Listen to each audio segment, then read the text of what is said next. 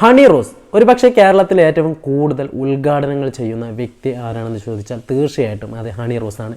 കാരണം അത്രത്തോളം ഉദ്ഘാടനങ്ങളാണ് ഹണി റോസിന് ദിനം പ്രതി ലഭിച്ചുകൊണ്ടിരിക്കുന്നത്. പെട്രോൾ പമ്പ് അടക്കം എന്നെ കൊണ്ട് ഉദ്ഘാടനം ചെയ്യിപ്പിക്കാൻ വേണ്ടി അതിൻ്റെ മുതലാളിമാർ തന്നെ കോൾ ചെയ്യുന്നുണ്ടെന്ന രീതിയിൽ ഹണി റോസ് പറയുകയും ചെയ്തിരുന്നു.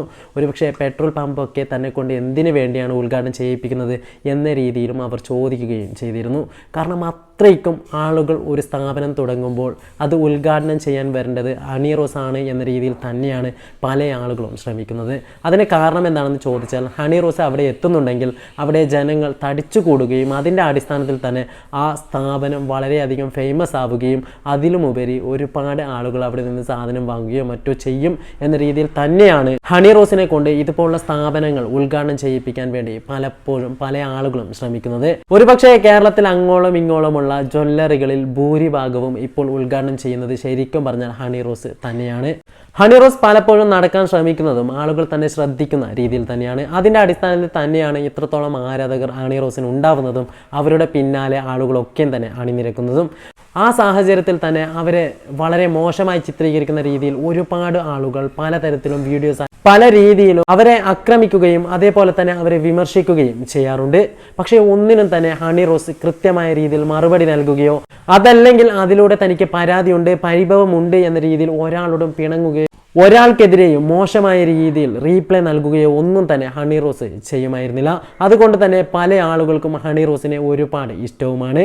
പലപ്പോഴും മറ്റുള്ള ആളുകളോട് പ്രതികരിക്കുന്ന ശൈലി തീർച്ചയായിട്ടും എല്ലാവരും മാതൃകയാക്കേണ്ട രീതിയിൽ തന്നെയാണ്. കാരണം അത്രത്തോളം സൗമ്യമായ രീതിയിൽ ചിരിച്ചുകൊണ്ട് മാത്രമാണ് പല ആളുകളോടും ഈ ആക്ടർ മറുപടികൾ പലതും നൽകാറ്. അതുകൊണ്ട് തന്നെ അവരുടെ വേഷത്തെക്കുറിച്ചും അവരുടെ രൂപത്തെക്കുറിച്ചും ആളുകൾക്ക് ഇഷ്ടമില്ലാത്ത രീതിയിൽ പലതും അവരെക്കുറിച്ച് പറയുന്നുണ്ടെങ്കിൽ പോലും ഒരു വ്യക്തി എന്ന രീതിയിൽ അവരെ എതിർക്കുന്നവരും അവരെ കുറ്റപ്പെടുത്താൻ ശ്രമിക്കുന്നവരും കുറവാണ്.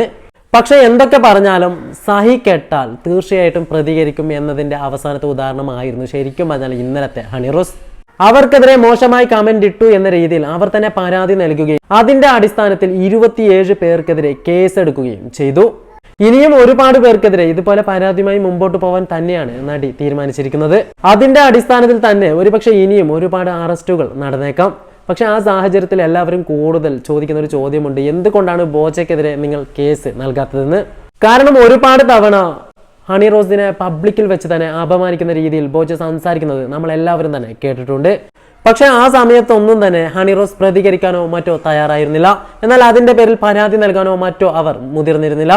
ഒരുപക്ഷെ അതിന് വ്യക്തമായ കാരണം ചിലപ്പോൾ അവർക്ക് തന്നെ ഉണ്ടായേക്കാം. എന്തു തന്നെയായാലും ഹണി റോസ് എന്ന് പറയുന്ന ഒരു സ്ത്രീയെ സംബന്ധിച്ചിടത്തോളം തീർച്ചയായിട്ടും മാന്യതയുടെ പ്രതിരൂപം തന്നെയായിരുന്നു അവർ പലപ്പോഴും. ആക്ടർ എന്ന നിലയിലും അതേപോലെ തന്നെ ഒരു സ്ത്രീ എന്ന നിലയിലും തീർച്ചയായിട്ടും ബഹുമാനിക്കപ്പെടേണ്ട ഒരാൾ തന്നെയാണ് ശരിക്കും പറഞ്ഞാൽ ഹണി റോസ്.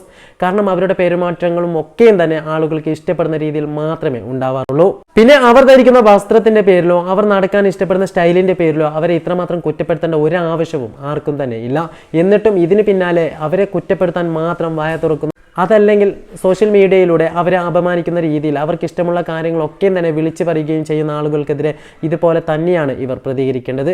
തീർച്ചയായിട്ടും ഇനിയും ഒരുപാട് പേർക്കെതിരെ ഇതുപോലെ അറസ്റ്റ് ഉണ്ടാവുമെന്ന കാര്യത്തിൽ സംശയമില്ല. എന്തു തന്നെയായാലും ഇനി എന്തൊക്കെ സംഭവിക്കുമെന്ന് നമുക്ക് കണ്ടു തന്നെ അറിയാം.